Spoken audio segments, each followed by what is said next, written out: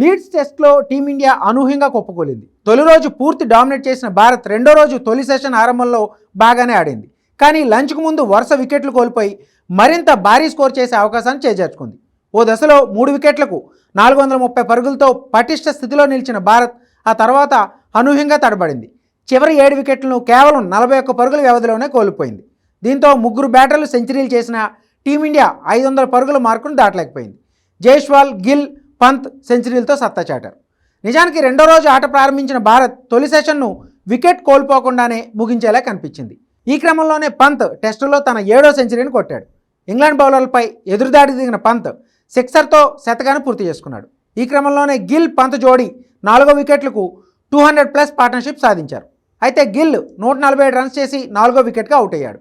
దీంతో 209 పరుగుల 4వ వికెట్ భాగస్వామ్యానికి తెరపడింది. ఇక గిల్ అవుట్ అయిన తర్వాత టీమిండియా బ్యాటింగ్ యూనిట్ సైకిల్ స్టాండ్ను తలపించింది.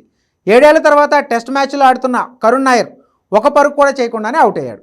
134 పరుగులు చేసిన పంత్ 6వ వికెట్గా వెనుదిరిగాడు. శార్దుల్ ఠాకూర్, బుమ్రా, ప్రసిద్ధ్ కృష్ణ కూడా సింగిల్ డిజిట్గా అవుట్ అయ్యారు. దీంతో భారత్ తన చివరి 7 వికెట్లను కేవలం 41 పరుగుల వ్యవధిలోనే చేజార్చుకుంది. 600కు పైగా స్కోర్ చేస్తుందనుకుంటే కనీసం 500 కూడా చేయలేదు. దీంతో టీమిండియా లోయర్ మిడిల్ ఆర్డర్ ఇంత బలహీనమా అంటూ కామెంట్లు వినిపిస్తున్నాయి.